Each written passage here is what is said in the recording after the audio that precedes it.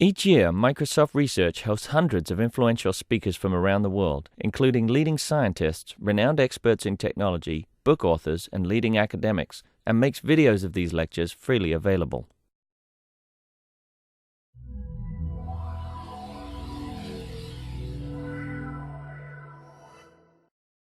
The title of this talk is Analysing Biological Information Processing and how we can do this using sort of mechanistic models in a modular way.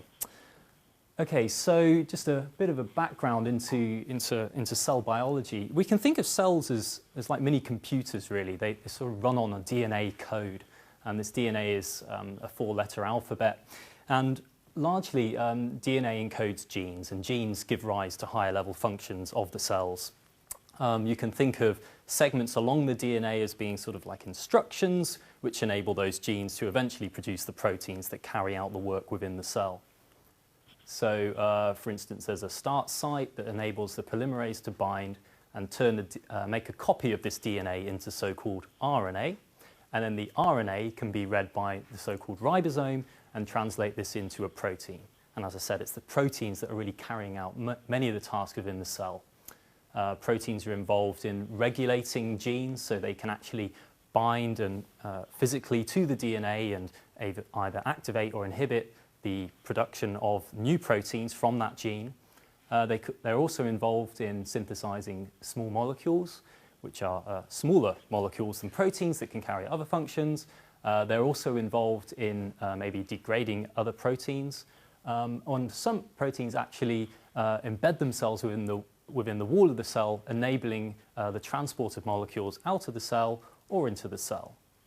And largely, a lot of this machinery is there to enable cells to sense their environment, what's going on around them.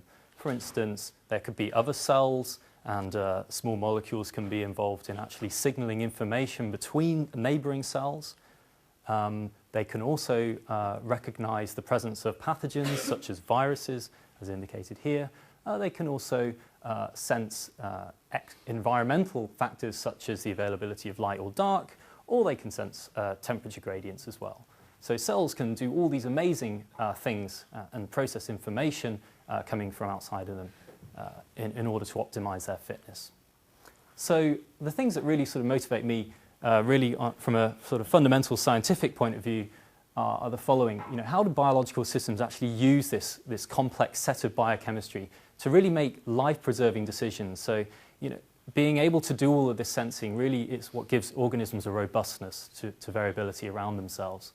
As a mathematician, I like to ask how we can actually use software and mathematical modeling to sort of propel biological research into a more rigorous quantitative science. And just to say, this is really what the biological computation group here at Microsoft is interested in doing. It's combining software modeling and really trying to gain a mechanistic understanding of how cells make decisions. There are also important societal challenges that can result from this. So, for instance, understanding how genetic programs of cells actually perform this information processing could really transform the way that we deal with problems in health and agriculture. There's applications also in energy, biosensors, and computing as well. So, as Andrew briefly introduced, I did my undergraduate degree in mathematics. I then went and did a PhD in plant sciences, where I was combining modelling also with experimental work. And this was in the circadian signal transduction group in plant sciences. It was also a collaboration with the engineering group. And I was doing modelling and experiments. Since then, I've come to MSR to work on immunology and synthetic biology. So I'm going to give a very quick tour of what I did during my PhD and have since finished during my postdoc here at Microsoft, looking at circadian rhythms in plants. So circadian rhythms are really a genetic mechanism that enables organisms to maintain a sort of an internal sense of the external time. So this is very important because it enables organisms to actually anticipate changes in their environment. And if they can do this successfully, then it actually leads to major benefits for the organism. You can see this in the measurements here, which show that actually when we grow plants in 24-hour days, which is sort of a resonant frequency with their genetic oscillator, they actually grow much larger than if they were grown in shorter days or longer days. Okay? Similarly, if we compare the difference between a wild-type plant expressing its genetic oscillator with those where the oscillator has been removed, you see an actual halving in the aerial biomass of the plant. So it really has a massive effect on the fitness of the organism. Circadian rhythms are also bad for people and plants, and we can see this in terms of jet lag. I'm sure we've all experienced jet lag here. All of these people here are anticipating that it's going to be nighttime here, but of course it's actually daytime and the light is shining. So understanding clocks is important for actually figuring out how we can get around the adverse effects of jet lag.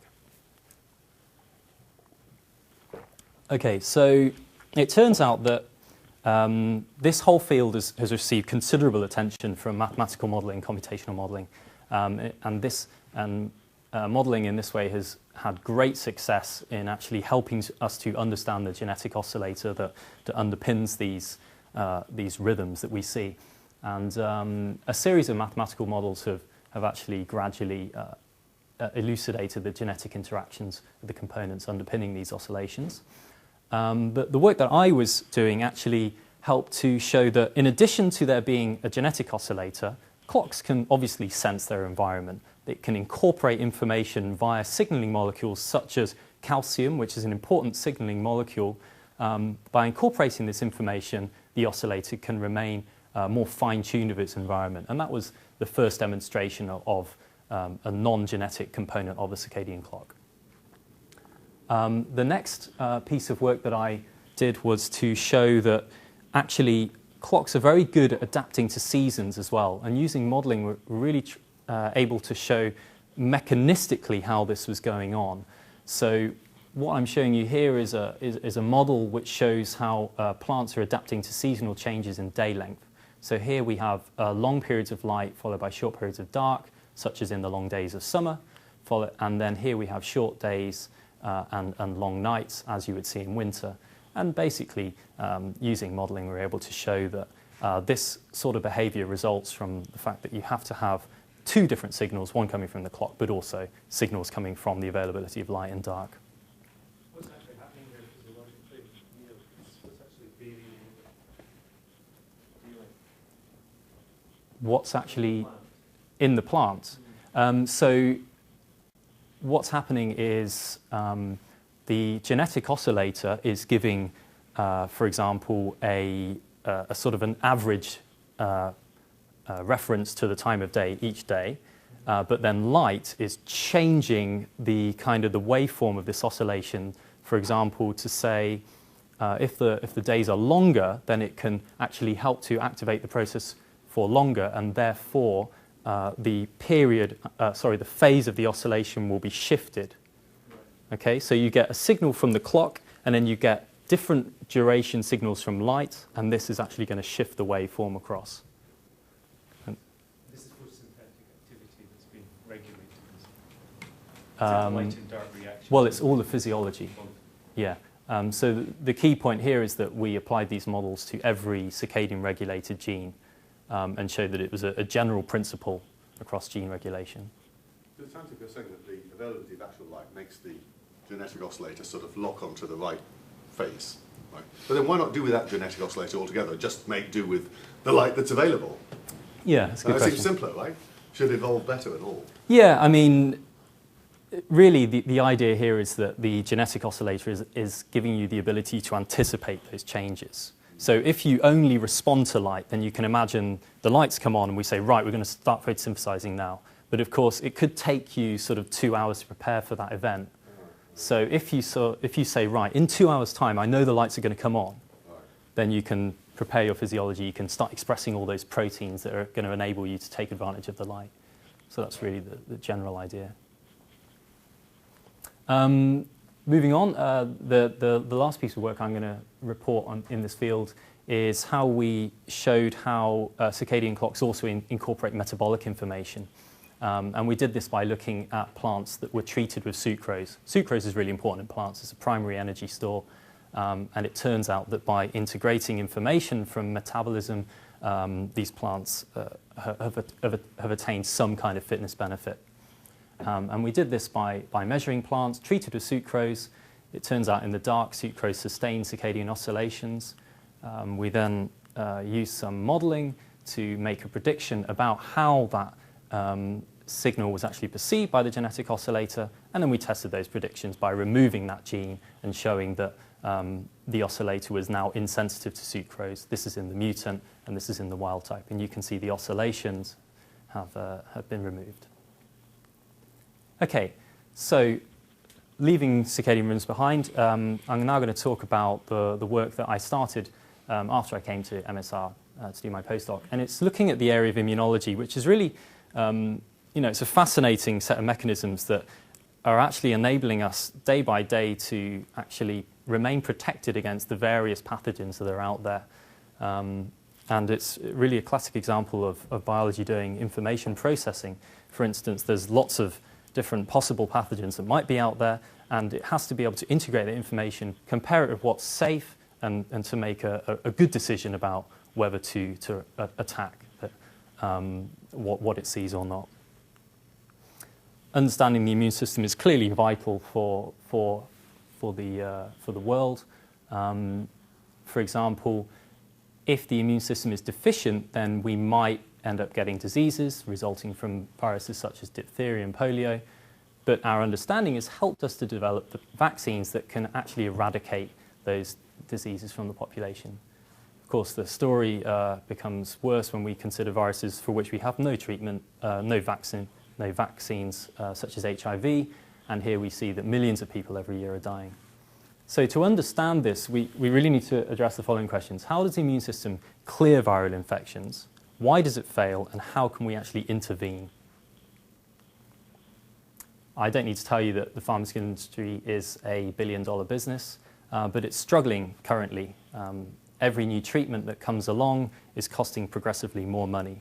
And it's actually predicted from a report here by PwC that perhaps in 10 years' time, a way of getting around this lack of efficiency could be to use more computer-based modelling to make predictions. So here they predict the idea of having a mixed computer laboratory design and testing. We then do some lab work and then do some in silico testing again. And this obviously would help to reduce the cost of costly processes such as the high throughput screening that's currently done. Okay, so to try and understand viral infection, this is going to be the focus of the next section. What we know is that when a virus infects a cell, it integrates its RNA into the cell. Now, it then takes advantage of the cellular machinery to actually translate those RNA into new proteins that are going to make new viral particles. And in this way, the virus is able to sort of proliferate and get around the body and infect more cells.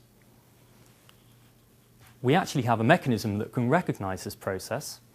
So when the viral proteins have been synthesized, they can be chopped up within the cell into protein fragments. So every time a protein is made after it's finished its job, it will be degraded. And the product of that degradation is a peptide. It's a protein fragment. Okay? Now, these peptides or protein fragments can bind to a molecule called an MHC class I molecule. And once it's bound, it can take these peptides to the cell surface.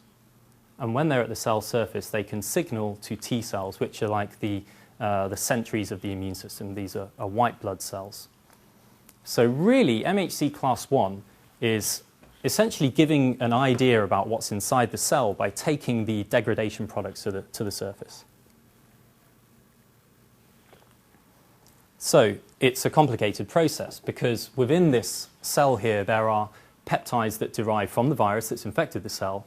But of course, there are going to be peptides that derive from the safe proteins within the cell as well. And somehow the immune system has to make a decision based on what it sees being either viral or non-viral. Okay? Now, This is the way the immune system currently works to zap viruses. Yeah, this is sort of a mechanism that's already there to try and determine whether the virus is there or not. Okay, then once this T cell gets the idea that this, how does it know that this particular cell is the guy? Because once these little chaps are floating about, who knows where they came from? Exactly, yeah. That's the sort of billion-dollar question. being... Nobody knows. We have an idea. We're building a bigger picture of how that occurs. Okay. Essentially, what's happening is that all the T cells express like a unique receptor. Okay, and that receptor can recognize certain peptides. Of course, it doesn't know which is going to be viral or non-viral. So what the immune system tends to do is it creates lots of different T cells with random receptors. Okay, and then whenever a T cell recognizes a peptide as being a sort of a cognate interaction, then it will proliferate and it will multiply and then create a big clone of other T cells. Now, the way that you distinguish between maybe self and non-self, it's thought that in the thymus where T cells are initially produced, they're shown a whole series of safe proteins. And as soon as they're shown those, it actually makes those T cells get deleted. Okay, so what you largely get left with is all of those T cells that are going to respond to non-self, having deleted all those that respond to self. You answering a different question, which is, you answering the question, how do the T cells know which peptides are bad? I was asking a different question, which is, if you've got a number of cells, some of which are virally effective and emitting these little MHC things with the red blobs, right, and some of which are just perfectly fine. Yeah. If one of these T cells finds one of these MHC things floating about in the ether, how does he know which cell it came from? Because it forms a contact with that cell. I mean, these little green guys, they don't float off. They stay attached. No, they stay attached. Oh, they stay attached. Oh, okay. Now I'm with you. Okay. Yeah, okay. That answers the question. Thank you. Right. Okay, so as I've said, these T cells recognize specific peptides. And it's a complex problem. Every peptide is comprised of amino acids. That's what proteins are made of, okay? And we can just think of there being 20 of those. So you've got 20 building blocks, and we're going to make peptides out of these 20 building blocks. And then each peptide, on average, is about 10 blocks in length, 10 amino acids in length. So that gives you approximately 20 to the 10 different peptides that could be recognized. And it has to make a decision based on all of that complexity. The T cell receptor, of course, might not be able to see all of the amino acids on that peptide.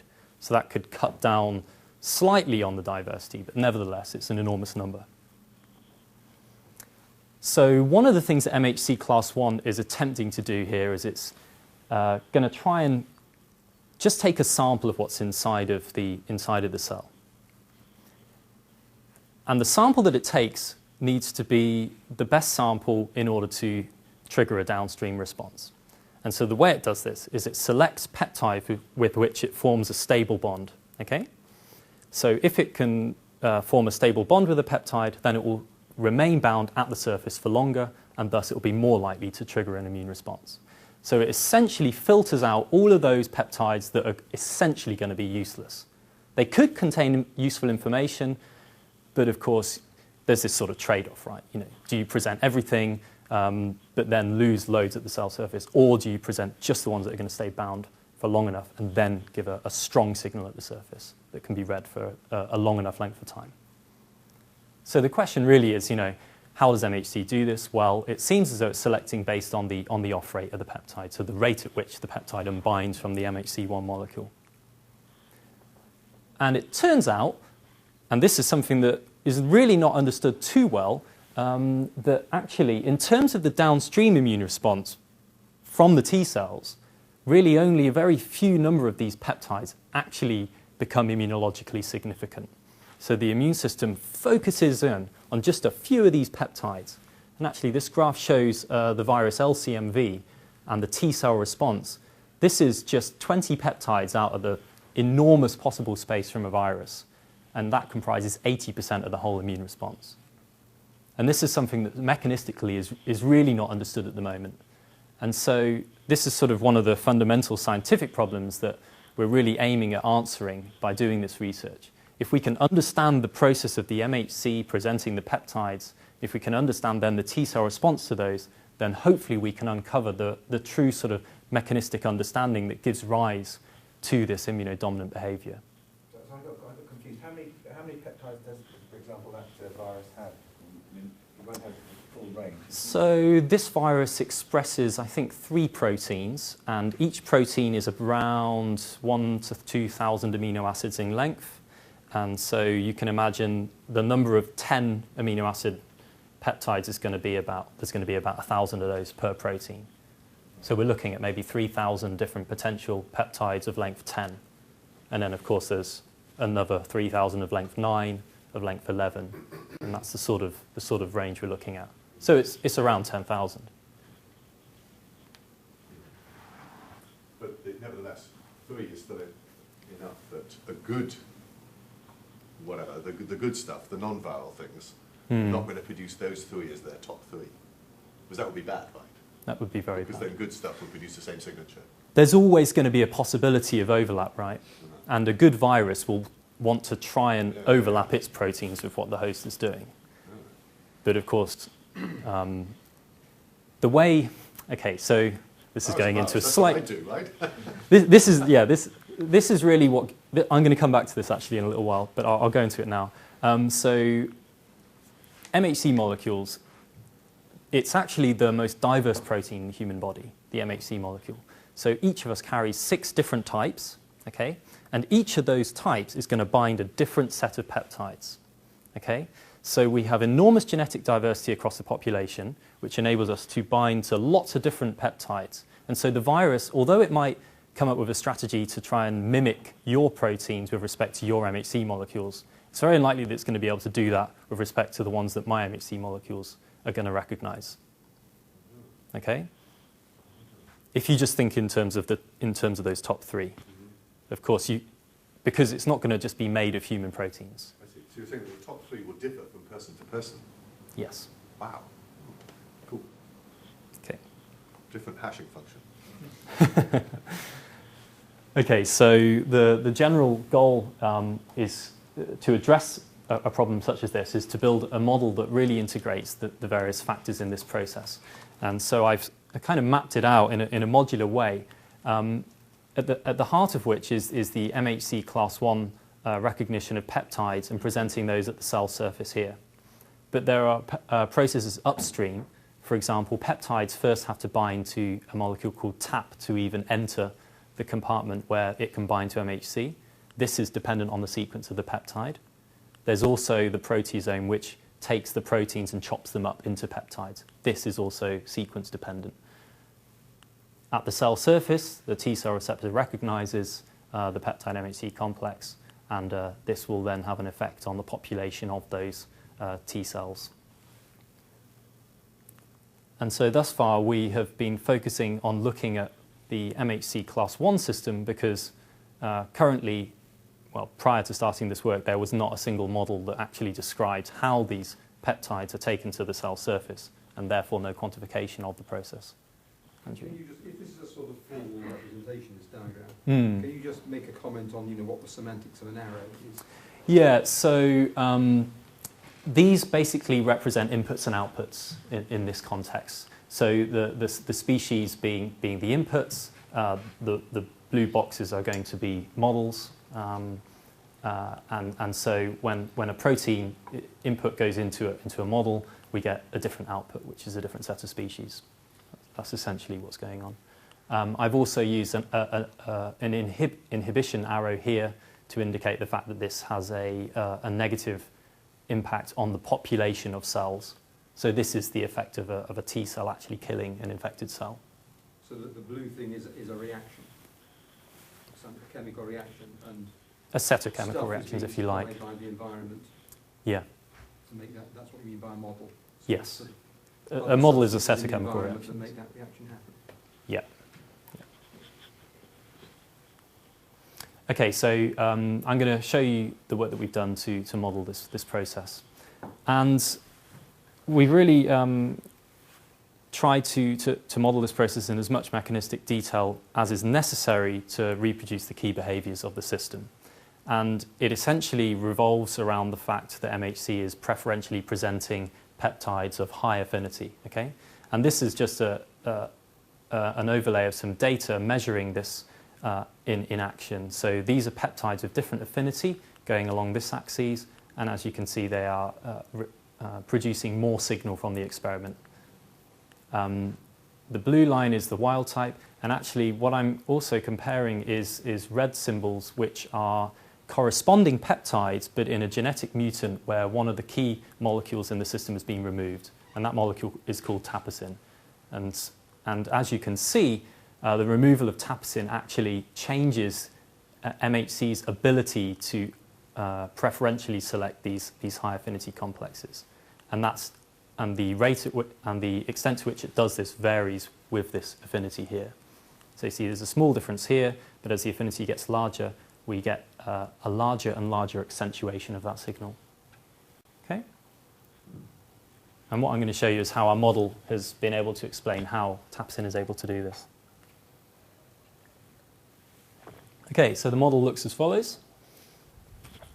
We have MHC molecule, we have a tapsin molecule, and MHC can be produced and degraded according to the reactions in these boxes. So in all of these, the forward reaction is on the top, the reverse reaction is on the bottom. So MHC can bind to tapsin, and tapsin is now going to help MHC somehow to select these high affinity complexes. The peptide is represented as a red circle, and the peptide can bind onto MHC and it can unbind with rate UI. So the unbinding rate is going to be different for each peptide. It can also bind to the MHC tapsin complex with rate C and unbind with potentially a different rate. We're going to allow tapsin to have an effect on these rates and then try and look at what those effects might be in order to accentuate the selection between different peptides. And then we have MHC peptide complexes going to the cell surface, where of course there they can unbind eventually. We represent the whole system by chemical reactions. We can wait, hang on. Sorry. So I've got the green blob, the tapsin bit. Yes. It doesn't go to so it has to somehow get rid of it before it can go to the cell surface. Yeah, that's right. So tapsin is located within the compartment where MHC first sees peptides. Okay, and so it goes into this compartment, and then MHC is there, tapsin is there, and it actually keeps it close to this transporter molecule that shuttles all these peptides in the first place. Okay, so it has a sort of a localization effect. Right, but it can't go to the cell surface with the tapsin. It can't go to the cell surface. I see, so it's got to get rid of it first. Yeah. I see, okay. And why is it U semicolon Q on the peptide binding thing with the tapsin? So is that significant that there's two rates there, or two? Was that just a here? notation? Yeah. So this is you just got one. This is multiplication. This is Q multiplied by UI. Oh, I see. So we're saying that tapsin is potentially going to have an effect on that. So it could be that it slows it down. It could be that it speeds it up. Just the factor. Right. Yeah, just a factor. Okay. Chemical reactions can be converted into differential equations, which enables you to simulate it over time. But before we do that, I'm going to take a very simplistic view to try and understand what tapsin is doing. So if we consider the lifetime of a peptide MHC complex within the context of this model, if it's going to eventually arrive at the cell surface, then it is going to do this with probability equal to the rate of aggression divided by the total rate of either unbinding or aggressing. Okay? We just get the proportion of those peptide MHC complexes that go to the surface. And that looks like E divided by UI plus E. Okay? And then if there are Ni of these, then this gives us a measure of the cell surface abundance of that peptide. Now, if E is small, then this whole term here looks a little bit like E divided by UI. Okay, so it would give you a way of discriminating between different peptides of different unbinding rates. And we can see that a little bit in this graph. This is the relative presentation of peptides with different unbinding rates. That's a fast one. This is a very slow one, so a very high affinity peptide. And we can see the effect as we drop E down, then we get a discrimination between those different peptides. Now, if we add in tapsin, then what this essentially does is it provides another filter. Okay, so it can take the advantages that are first seen by just the unbinding the MHC and improve it a bit more. And it does this by the fact that first the MHC peptide complex has to unbind from tapsin, and it's going to do this with this rate divided by this rate, this rate divided by the sum of this and this, which looks a bit like this. And if we apply the same logic, if this quantity ut times v is smaller than q times ui, then this looks a little bit like ni e times x over ui squared, where this x is this ratio between these two rates. Okay, so we have the same thing as before. but this time, tapicin has incorporated an additional dependency on the off rate. So it has potentially enabled us to select with, to a greater extent based on that unbinding rate. And we can see this here. As we drop down this ratio X, we improve discrimination even further than what we had before. This, of course, relies on X being small. Okay? So this ratio here must be sort of much less than 1. So we can either have UT times V being very small, or we can have Q being very large. So that's this one being small or this one being large. Now, if we make this very small, then what we're going to do is we're going to hold this molecule in its bound form for longer. Okay? So that's basically saying we're going to wait around longer and hope that over a longer amount of time we're going to find a better peptide. The alternative strategy would be to accelerate the unbinding rate. Okay? We increase Q. What that says is it says as soon as a peptide binds, we're just going to keep getting rid of them really, really quickly until we find a strong binder, which of course is a better strategy because that means that you're able to optimize your peptide cargo within a certain amount of time. Okay? So if you consider what's the probability of finding the high affinity peptide within, say, a minute, well, it's going to be better if we do it quicker. And this is immunologically significant because when a virus infects a cell, you want that viral peptide to be recognized within less time. So we say this really indicates that tapicin really must accelerate peptide unbinding for this to occur. Okay, so tapicin appears to confer an additional filter. It changes the dependency on the unbinding rate. And it's going to enhance presentation proportional to the affinity based on this. We can also see this by looking at the steady state solution of those equations. By considering the cell surface abundance, we can actually approximate that down to a single equation. This equation is very instructive. It shows, again, this filter that we first found with the competition between egressing and unbinding. It also shows this filter based on the availability of tapicin. It also has a third filter, which is just the competition between different peptides at the cell surface based on their unbinding rates. Okay, so let's try and see this with some experimental data. What we find is that in addition to tapicin enhancing presentation in steady state, it actually is able to enhance presentation of high affinity complexes over time as well. And what these data show is the red circles essentially correlate to very high affinity complexes, because what they've done is they've heated these cells up to a high temperature, which means that the only complexes that are going to be left are those that have a very strong affinity. If you heat them to a slightly less temperature, then you're going to retain more of the complexes, and you keep going. You're saying that heating it up increases unbinding rates? Yeah, that's right. Without increasing binding rates?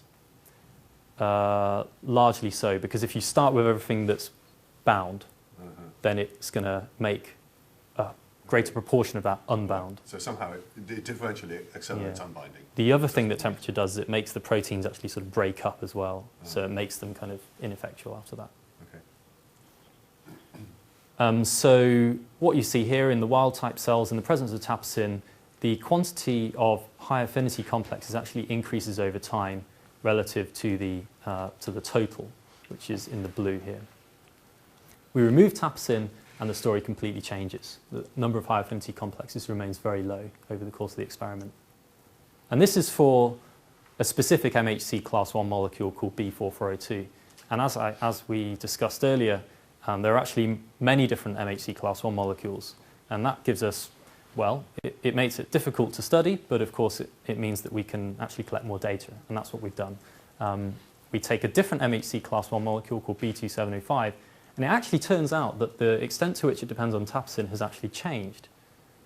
So you get this quite interesting behavior here where actually B2705 compared to B4402 is actually able to optimize this peptide cargo a little bit over time. In the presence of tapicin, we do actually get an advantage comparing this one with this one. You know, the proportion here is about 50%, here it's about 80%, but it's not as good as the B4402. So we have this kind of MHC1 molecules bind different sets of peptides, but they also depend to a different extent on tapicin. Okay? So 2 slides ago, you gave a mathematical equation. Right? Do these measurements validate or invalidate that equation? I mean, does this tell you that equation was a good one? Because at that stage, it's only a model, right? It's a hypothesis. Yeah. Right? So what we're doing here is we're going to see whether that equation can fit these data. And yeah. So we haven't discovered that find yet from this data. No, but that's okay. So this is what we do now: is we see if our model can fit those data, and it turns out we can get a reasonable fit. Now, what we're doing here is okay. So the way that we've fit these models to the data is using an MCMC approach. Okay. So of this model, there are a whole series of kinetic rate parameters. Some of them are known, but some of them are not. Okay? Some of them have been measured, but of course not all of them. So the task is, given those data, can we actually identify what the other parameters are?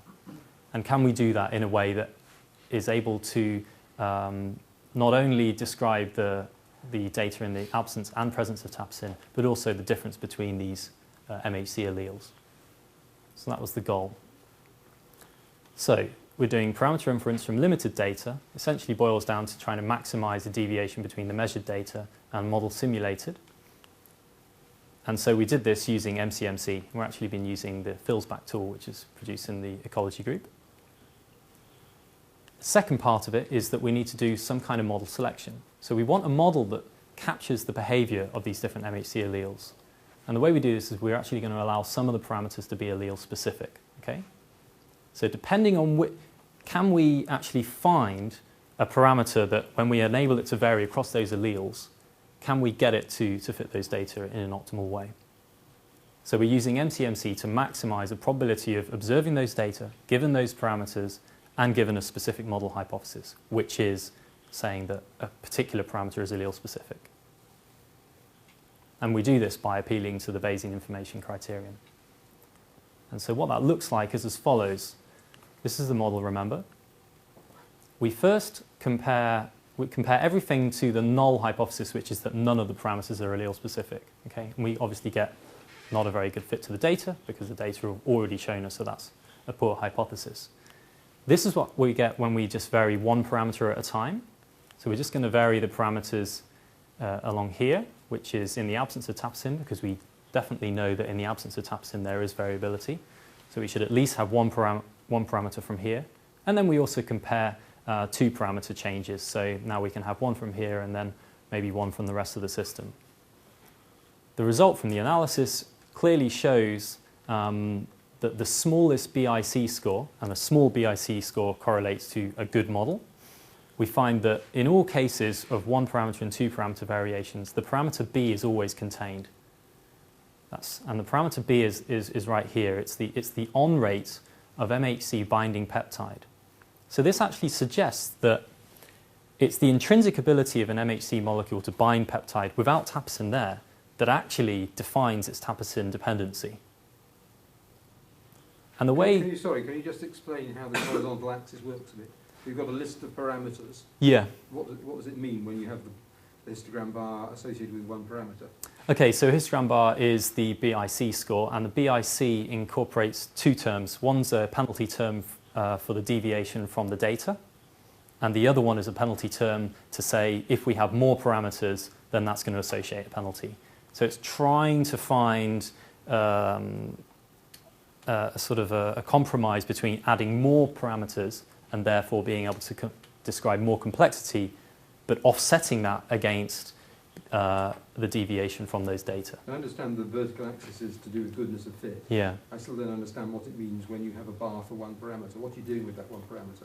Okay, so that parameter, the parameters in the lists down here correlate to the parameters that are going to vary between different alleles. Okay, so all of the other parameters that are not on that list are going to be fixed across the different alleles. Okay, does that make sense? So we've got the same model. What hypothesis are you testing? The hypothesis that we're going to test is that variations between these alleles can be explained by a difference in one of the model parameters. Oh, I see. You think it might be just one parameter that is responsible. It could be. And that graph is all about exploring one parameter responsibilities. Yeah, one parameter and then also two parameters. It's difficult to see. Two parameters. So, sorry. So there are a pair of parameters in those. Yeah, the white is 0, the light grey is 1 parameter, and the dark grey is 2 parameters. Oh, right. Okay, and we stopped at 2 because we found that that was enough. Well, it would seem simpler, wouldn't it, just to say, let's imagine it's all of them, then look at the results and say, oh, well, in fact, the optimum setting for parameter C always seems to be 7.6, regardless of which allele, so it probably isn't allele specific. So why don't you just let them all vary? I mean, just sort of throw it into your optimizer. Say, oh. The thing is, if you're looking for the simplest explanation. Yeah. Well, I mean, if you did that, then you would get lots of redundancy in lots of those parameters. And you might not be able to tell where the redundancy was until you started removing the variability. For example, you're going to have lots of unconstrained parameters. Right. Okay? Because the data is only going to be able to sufficiently constrain some of them. Oh, maybe so you don't have enough data. If you had enough data, you would just say, well... If you had infinite data, then you would be able to realise that. And actually, parameter C, its optimum setting is always 7.6, regardless across of all allele, of those. right? Yeah. So it's probably not allele specific. Mm. Or maybe it might be slightly allele specific and others are strongly allele specific.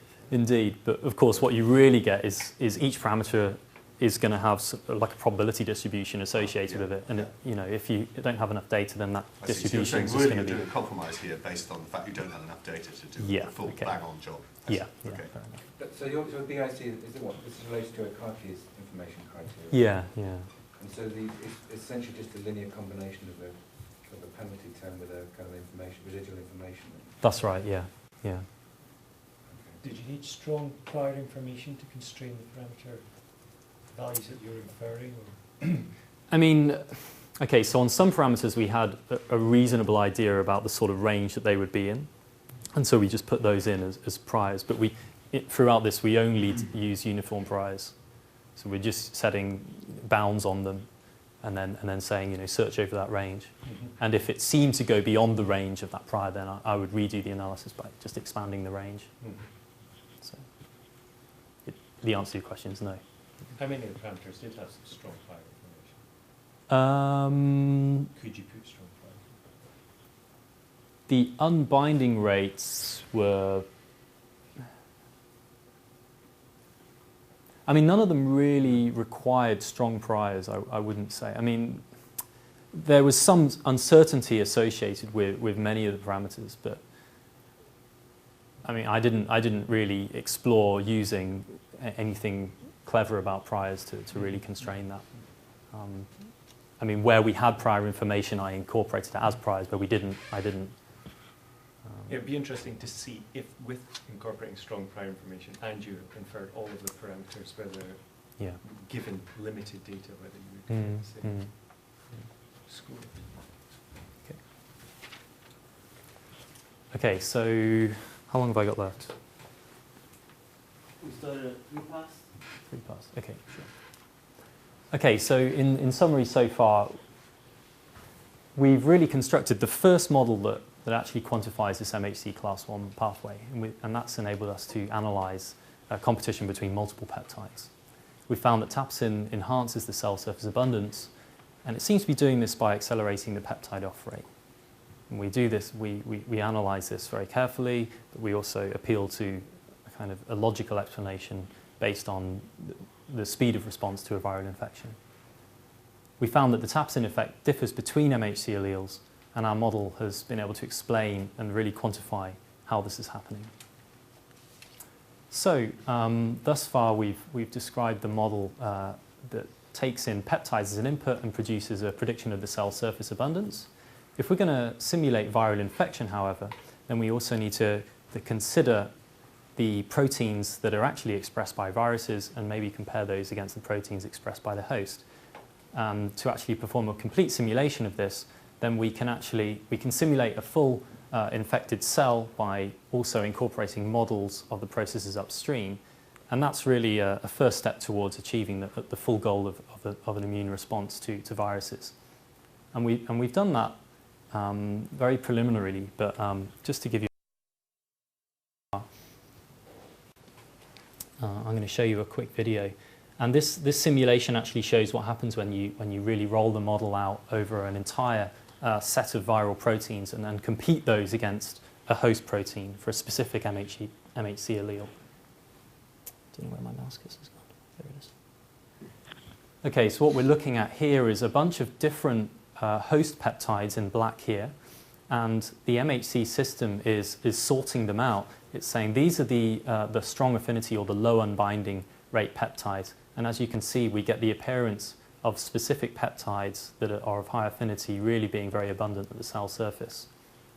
After some time, we're going to allow viral peptides in red to start being placed into the system. So this is simulating viral infection. And as you can see, there's a whole variety of these peptides that are now beginning to start replace those host peptides at the cell surface. And we get, of course, the appearance of high affinity peptide complexes that are virally derived. So this is really just a first step in towards getting towards a complete immune system model.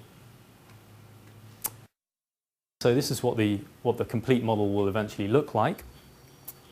And so it incorporates what we've done so far, but then it must also incorporate these populations of T cells that are eventually going to respond to viral infected cells. And then in that way, we should be able to come up with a multicellular model that shows what happens when a virus infects these cells and how they might be cleared by the T cell response. Okay, so this is really sort of the future work. This is really what I'm aiming to do over the next few years, is to construct, this complete multicellular model. I think it's going to be quite a strong technical challenge, requiring multicellular simulations, and really trying to incorporate only a partial knowledge of what's going on in this immune response. It will enable us to test theories such as immunodominance. It is comprised of multiple modules, so we've seen those different modules within this system, and each of those should really be tested with experimental data to get a clear idea about what's going on and how they contribute to understanding the immune system. In order to do this, we're going to need a series of case study viruses. So if we can use well-studied viruses, then we can really help to direct the modeling effort. And if we take well-studied viruses, then of course there's lots of data available for those that can be used to constrain these models and then to make specific predictions based on those. And this will require collaborating with domain experts who will ultimately own this data. Finally, by making this model code available to the community, we would enable other researchers maybe to refine the modules within this model, and also they can then test their own data based on those modules. And it would also enable us to incorporate novel interactions between those modules that might result as from, for example, specific viruses maybe trying to manipulate these different pathways. For example, some viruses actually downregulate MHC expression. Okay, I'm getting low on time, so I'm just going to give a very brief introduction into another area of work that I've been working on, but obviously I won't have time to go into any of the details. Just to say that I've also been working in the area of synthetic biology over the last 2 years, which relies on actually taking cells and transforming them with recombinant plasmids to incorporate new DNA. And in this way, we can confer new functions on cells. And this actually has great potential for medicine. For example, we can have those cells make chemicals that are very difficult to synthesize or maybe expensive to synthesize through other means. And this is an example of a group that actually engineered yeast to express enzymes which convert substrates into artemisinic acid, which is a precursor to an anti-malarial drug. And this has really been shown to increase the output and reduce the costs of producing this medicine. There's also a great example from Chris Voigt's lab where they showed that you can engineer bacteria to respond to hypoxic conditions in tumours and respond in a sort of a clever way. If hypoxia is there, then we're going to release a treatment that's going to break down the tumour. So it's really clever applications. And it also has great potential for understanding biology. For example, Craig Venter has been looking at how we can go from a genome and serially delete genes one by one to try and find out whether we can get to a minimal genome and thus the sort of minimal conditions to sustain life, which is really a great idea. And what we've been doing is it still working? We've also been looking at how we can use synthetic biology to study pattern formation in biology as well. And we've been doing this by asking the question, can we engineer cells to form patterns? This is really a great example of real biological engineering and fine-tuning because it really does require a formal model-based analysis, in particular of chemical diffusion that can give rise to these patterns and then the reactions that really govern those dynamics. You mean sort of large-scale physical patterns? Yeah. On a scale that's much larger than an individual cell. Right, exactly. So that's a surprising thing you can do that at all. Yeah, so you're going to get populations of bacteria, say in a dish, and we're going to confer new genetic components in those cells, have the cells communicate in such a way that that actually gives rise to a spatial pattern that's observable. Right. Okay, so quite difficult. In the interest of time, I'm largely going to have to skip most of the details. Sorry, this is what such a pattern might look like in nature. This is an example of a Turing-like pattern on a fish. And what we've largely been able to do is take theory on how Turing patterns arise, which is from diffusion-driven instability. We've taken some well-characterized components that are often used in synthetic biology, which are diffusible molecules. We're going to take diffusible molecules in cells and have them communicate, triggering downstream gene expression, and in such a way that we're going to give rise to these Turing-like patterns. Here's an example of a Turing pattern in one spatial dimension, and over time we give rise to stripe patterns. And this is actually a prediction from a model where we've implemented a design. And then on the right here, we're going to see what happens in two spatial dimensions. As you can see, over time, eventually it should give rise to spots. Of course, this relies on getting the right parameters, and to make sure we get the right parameters, we have to characterize the components, the modules which comprise these designs, okay? And we do this by taking specific modules, building a small mathematical model of them, and probing those with experimental data. That enables us to identify the parameters. This is an example of estimating those parameters from those data. And then we can propagate those into our designs and do a feasibility analysis. And this is basically showing the space over a parameter space where our current estimates of our candidate system are versus the ratio and the diffusion rates that must be required to observe those patterns. Okay, so we really do require a difference in the diffusion rates to get these patterns. It's one of the constraints. And here we find that in one particular design, we're well within that range. In another design, we're well outside that range. So this is an example how modeling can actually help to show you which designs are going to be most appropriate for achieving that high-level function.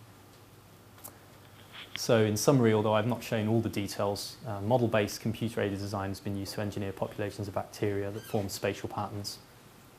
The construction relies on signaling molecules that can diffuse between cells, and active receiver complexes are responsible for triggering downstream gene expression. We engineer in those functions to enable these cells to communicate.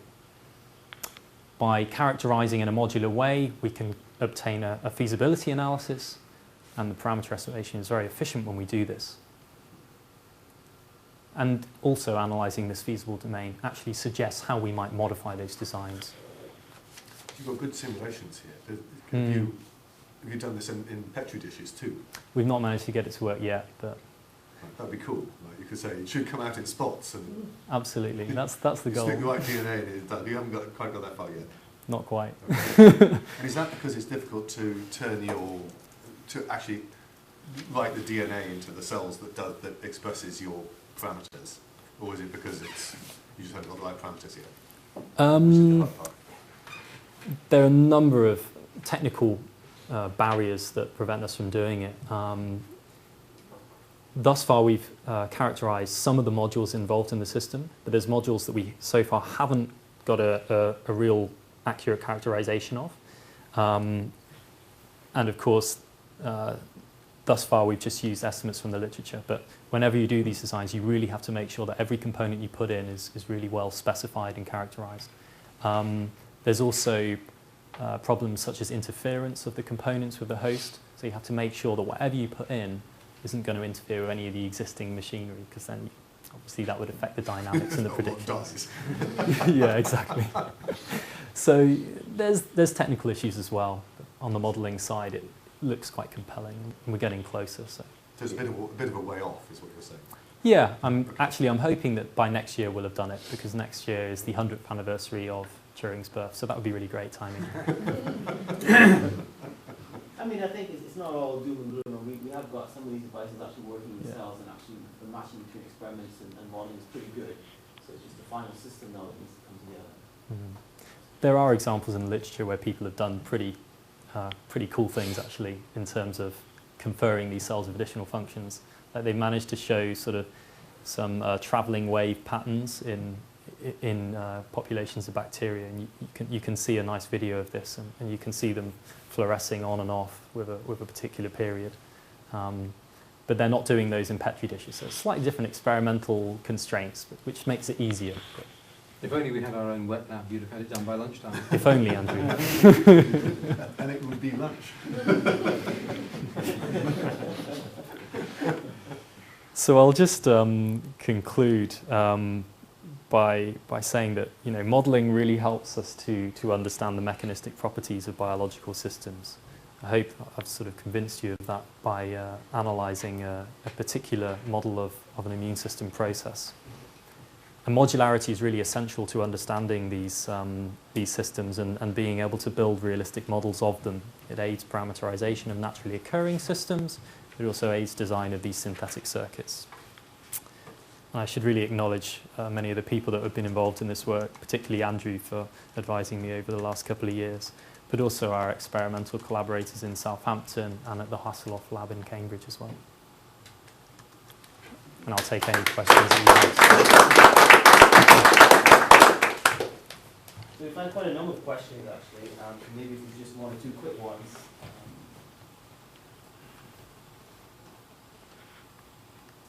Okay, we'll leave it because we're just around 11 o'clock, and you can have individual questions during the interviews. So let's thank you again for a great time.